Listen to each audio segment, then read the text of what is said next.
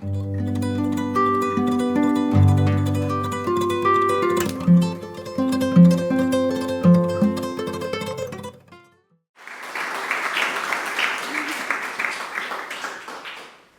so much. Thanks, Nora, for this lovely introduction, and thanks everyone for being here for the last week of the semester. So today I'll be talking about. I'm going to give an overview of my dissertation work. So the whole project. It's the first time I present the whole project. So rather than speaking about different bits and pieces of it, so I hope it will be coherent enough. And yeah, it's a dissertation that I'm still writing, so I'm very, very open to all your feedback. So today I will talk to you about the south of Egypt, or Al-Said, which focusing specifically on 8 mid-sized cities in the region. Together with their surrounding plantations, these cities form what I will refer to as the Egyptian sugar belt, a region specialized in producing sugar from the sugarcane plant.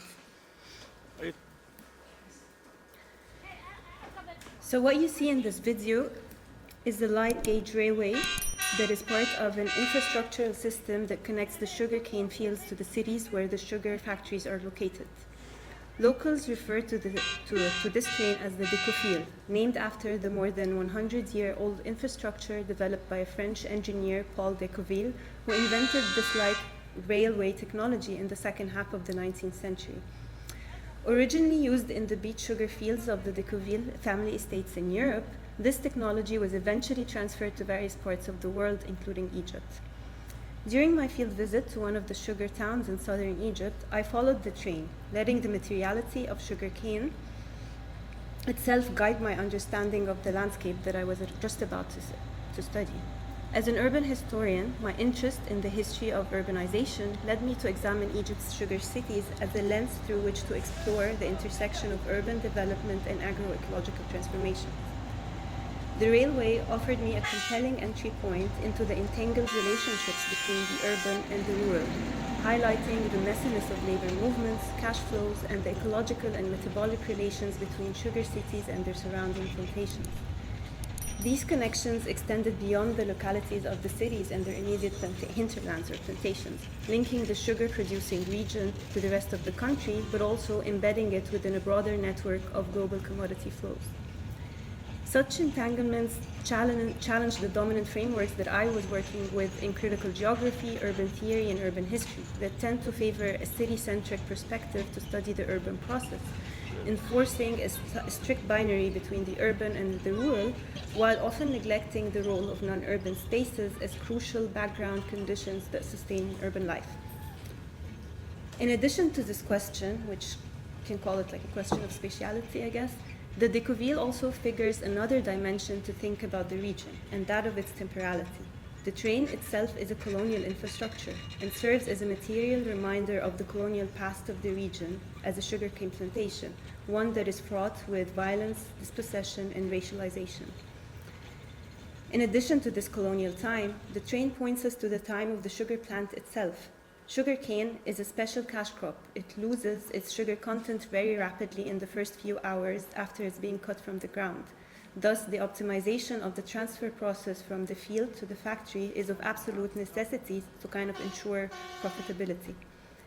It also points to another dimension of temporality, and that of labor, its seasonality, and the social life surrounding the sugar production. The brief operation of the train from year to year signals the beginning of the harvest season, which means specific seasonal labor patterns emerge in the region only during this time of each year. Daily laborers move between harvesting to work in the factories, and farmers wait for the harvest season to get paid and thus pay for their debts, but also buy new materials for the next season. The sugarcane season, or the juicing season as it's referred to in the region, has also been traditionally linked to the wedding season, and many of the wedding folk songs in the area celebrate the cane harvest. Even the donkeys celebrate, said one woman to me, referring to her donkey who gets leftover cane leaves as a payment for her day labor in the cutting of the cane with her sword. This woman is among many daily workers who work on the cane fields during the harvest season, but instead of getting paid in money, they get paid in leftover leaves as feed for their donkeys or cattle. Donkeys and camels also work in the fields, moving the harvested cane from the field to the nearest Découville stop. blurring two other common boundaries, that of paid and unpaid work, but also of human and non-human work. So this virtual journey between the fields and the factories of Egypt's sugar belt that I tried to kind of give you a glimpse of, it was my entry point to study the region and its 8 cities, specifically in relation to the ongoing rethinking of what constitutes the urban in the fields of critical geography, urban studies, and urban history.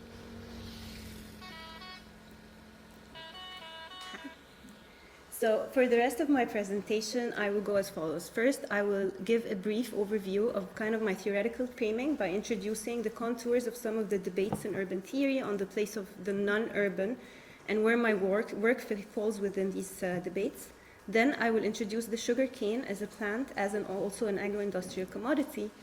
Then I will give an overview of what I refer to as the Egyptian sugar belt, and in my last section I will give a very brief overview of my main dissertation chapters and summarize kind of the takeaways of each. So for those familiar with debates in urban theory, maybe the geographers here, and urban political ecology, the concern of what constitutes the urban and the question of the place of the non-city or the hinterland question sometimes referred to, is in the study of urbanization may resonate to some of you. But for those less familiar, I will provide a brief overview of the contours of this debate and explain why it might matter for our own engagement with the environmental humanities and outline how my research itself in relation to these questions kind of falls. So an early articulation of this question was in an article by David Harvey in 1996 with the title Cities or Urbanization, where he famously asserted that the thing we call the city is the outcome of a process that we call urbanization. In this article, he argued for a need to study the urban as a process, and not in terms of, and quote, the organizational entity called the city as the theoretical object of study, but as the production of specific and quite heterogeneous spatiotemporal forms embedded within different kinds of social action. In the following years, critical geographers and urban theorists, specifically neo-Marxian and Lefebvrean strands, explored how to study urbanization in several ways. First, as a multi-scalar process, so paying attention to how cities are co-produced along different processes of global, national, and regional articulations, but also across different spatial configurations, territories, and socio-ecological processes. So in other words, asking how territories, ecologies, and subjectivities of the non-urban sustain urban life, but also bear the costs of externalizing the socio- and biophysical consequences of urbanization and urban expansion. Conceptualizations such as extended urbanization pointed urban scholars to attend to plantations, industrial zones, free economic zones, zones of waste disposal as part of larger urbanization processes and their overreaching socio and ecological dimensions. Third, scholars asserted the need to view urbanization as a socio-ecological process. Most notably, urban political ecology emerged as a subfield in urban studies, paying particular attention to the centrality of material flows, metabolic relations, and the hybridity of cities. Most importantly, urban political ecology also is interested in the intersection of how questions of environmental justice relate to urban studies. So this shift in focus in urban studies to study the coloniality of urbanization highlights the uneven development of capitalist urbanization on a global level, asking how the patchiness of agrarian and extractive landscapes have been implicated within the imperial mode of living in the big cities.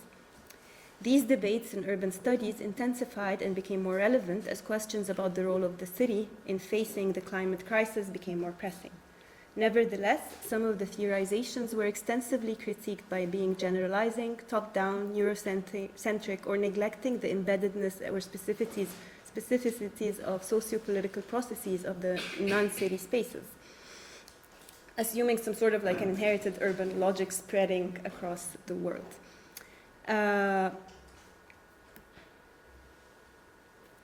So to approach this question, I try to study rural landscapes kind of on their own terms, arguing that the conventional tools for urban theory fall short in studying these entangled relations given its own limitations or blind fields, and thus a need to expand its theoretical and conceptual tools becomes crucial, especially if we are committed to studying urban ecology and the place of cities in a changing climate. So I asked this question in my dissertation specifically in relation to agrarian transformations, rethinking urban history in relation to what global historians Ben Beckert and others refer to as the transformation of the global countryside. In order to do so, I engaged with 3 bodies of literature that helped me kind of expand the field in my own inquiry. And very briefly, these are kind of critical agrarian studies and also the conceptualizations of the plantation and the plantation scene. Second, I engaged with feminist literature on social reproduction, and what Titi Bhattacharya famously posed as a question of if the laborer produced the commodity, then who produces the laborer? And finally, I'm in conversation with literature on commodity frontiers and the global history of capitalism, specifically how it points to the importance of studying this history from its peripheries. So now I'll just go back to sugarcane production in the Egyptian sugar belt. So sugarcane is the major plant from which sucrose is extracted. It is the most efficient plant in using sunlight to create glucose, which is then transformed into sucrose and stored in the various parts of the plant, particularly in the stalks, where it accumulates in very high concentrations to be later extracted and refined into sugar. It has to be grown in hot and sunny climates where it stays in the ground from about 9 to 18 months, depending where you are. In Egypt, it stays for 9 months. Upon harvesting and cutting, sugarcane must be moved very quickly to factories in which it goes through a process of crushing and pressing. In the process, a byproduct called bagasse is extracted and is used as a biofuel to operate the factories. Since the 1950s, other byproducts of sugarcane also expanded rapidly. Sister industries such as particle wood, paper, lime, fertilizers, and a number of chemical products also emerged as byproducts of the sugarcane plant. In Egypt, the introduction of these new industries in the 60s has fundamentally changed the geographies of the south, kind of turning them into emerging industrial towns with a growing working class population. So what is it that I refer to as the Egyptian sugar belt? So what you see here is a map of Egypt, and Upper Egypt is basically what is referred to is the upper stream of the Nile. So this is Middle Egypt and this is Upper Egypt. The Nile Delta, which is here, is in the north. It's where cotton production was concentrated starting the first half of the 19th century and was thus far more integrated within the global market than the south and far more developed in that sense. This specific map was produced by the British colonial government in the early 1900s. It highlights the main areas in the south where perennial irrigation was to be extended for sugarcane production, so this in pink there. Sugarcane production as a large industrial project was introduced in the second half of the 19th century and had since transformed Upper Egypt into a series of factories and their surrounding fields. This map here shows the sugar factories from sugarcane and where they're located nowadays. It also shows other byproduct factories, like for example, here you have the particle wood, you have paper factory, you have other like chemical or fertilizer factories as well. Sugarcane is also used in the production of molasses on a wide scale in southern Egypt. This is done quite informally, in small workshops in the sugar cities and their surrounding towns. The molasses is then sold to agribusinesses that kind of repackage it with brand names and sell them in local or international markets.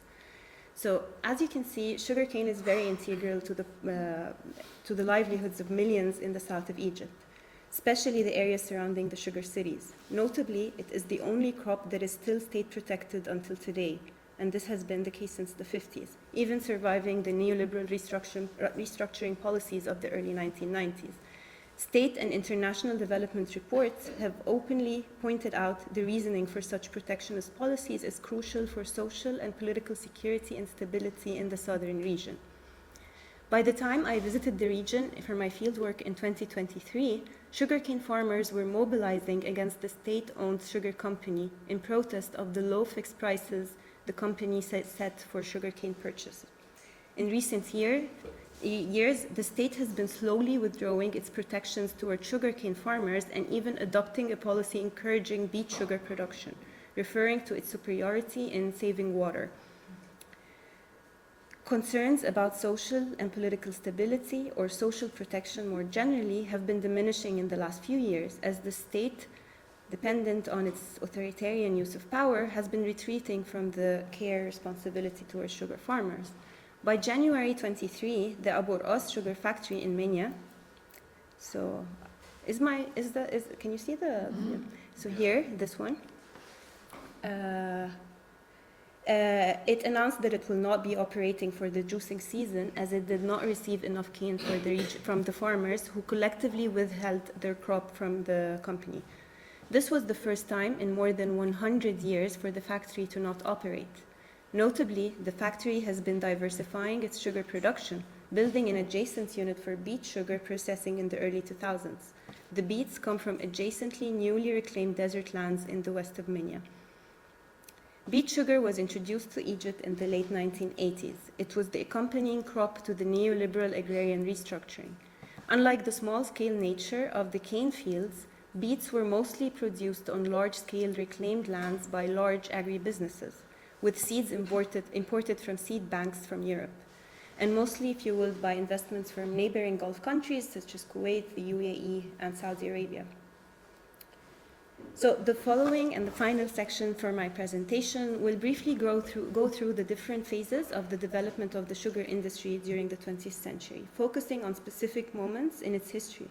I will do so by giving a brief overview of each chapter of my doctoral dissertation in progress. By analyzing archival documents of 4 regional and infrastructural planning schemes for the region at different moments of its history, my dissertation asks how racialized and gendered spatial divisions of labor and environmental crises were produced by and materialized in the regional and infrastructural planning of this primary commodity production. I'll not get into the details of each chapter, but will be more than happy to expand on these in the Q&A. So the first chapter explains how the sugar landscapes of the south of Egypt became an attraction for global finance and European investments in cane production at the turn of the 20th century. I specifically focus on the role of the finance infrastructural nexus in the making of the sugar belt under British occupation, monopolized by a joint stock company headed by British, French, and Egyptian financiers as the Aswan Dam was being built. The dam fundamentally changed the ecology of the south, as it not only increased the available arable land for cash cropping, but it also created waves of socio-ecological dispossessions and disease. The chapter ends with sorry, I just can't seem to get out of the, here, sorry about that. So the chapter ends with a series of stock market crashes from 1905 to 1908 in Egypt's 2 main commodities, sugar cane and cotton. It shows how these financial crises were at once ecological and financial, and how the intensification of production and the reproductive squeeze for the indebted farmers has exhausted the land, eventually leading to the development of pests and rising soil salinity, and thus jeopardizing the yearly harvest. The second chapter focuses on the sugar belt after 1920. It's tentatively titled Anti-Colonial Hinterlands, and I'm still reconsidering the title. It shows first that how the rural south of Egypt became a site for anti-colonial dissent, and that the sugar factories as well as the railway infrastructure became targets of resistance and attacks as they increasingly became symbols of colonial violence and dispossession. It further asks how the hinterland question became central to the spatial imaginaries of a rising national anti-colonial movement. I specifically show how a certain spatial imaginary emerged at this juncture, centered on regional industrialization, in which cities and their immediate hinterlands could be remade. These ideas, as I try to show in this chapter, were embedded in articulating thoughts against the exporting of cash crops to European industrial centers, and also against kind of the financialization of land and real estate. The sugar industry was at the heart of these contestations, being first the larger industry in Egypt and also the country's largest industrial employer. The chapter shows how the leaders of the sugar company became main players in the development of the Egyptian Industrial Federation, and eventually became entangled, often even allied, with a rising national elite industrial class. Then I follow how these ideas kind of persisted and transformed during the post-war nation-building project of the 50s and 60s and its growth imperatives. Aswan, a main producer of sugarcane, became a hotspot for the post-colonial state's development planning. In this chapter, I zoom into Egypt's regional planning experiment, its first regional planning experiment that took place in Aswan and was funded by the Ford Foundation. The sugar town of Komombo in Aswan and its villages were central to this plan. Something is wrong with my...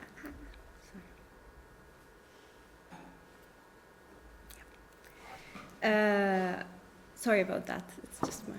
So the sugar town of Komombo, which is in Aswan, another sugar city, was very central to this plan, as the displaced Nubian population was relocated there after they lost their land by the building of the Haida.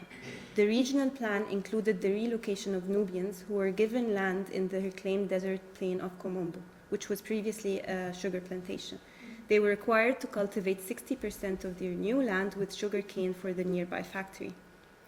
The chapter ends with a moment of deep ecological crisis in which the cotton pest destroyed the yearly cotton crop and thus jeopardizing the nation's economy. The crisis signaled an end of the developmentalist post-colonial project.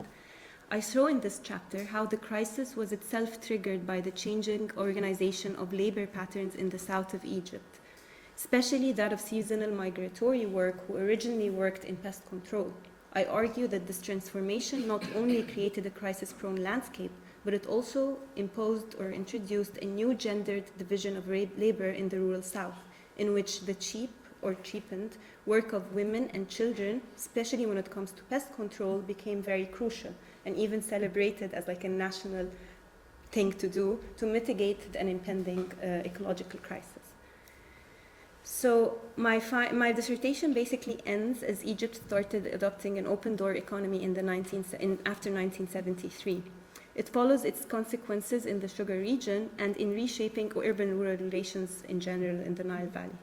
I show how the geographies of the open-door policy in Egypt and the subsequent neoliberal restructuring were most evident in a process of rescaling the rural landscapes and reorganizing their relationships with major urban centers in the Nile Valley, shifting away from the national industrial process that was happening in the 50s and 60s and towards process of city building in neighboring Gulf cities during and after the 1973 oil boom. While rural laborers were migrating rapidly to the Gulf cities, Gulf investments were flowing to the country's reclaimed desert lands and agribusinesses. I conclude with the introduction of the beats in the 1980s. The chapter's title, Neoliberal Beats, hints at the tension between the ways cane and beet production have been organized and the ways changing economic policies have impoverished the sugarcane producers. So while the fortunes of the colonial sugar plantations of the early 20th century were dedicated towards industrial and financial centers in Europe, the new sugar geographies of the post-1970s showed a new process of kind of hinterlandization, and this time towards urbanization processes in nearby oil-rich countries.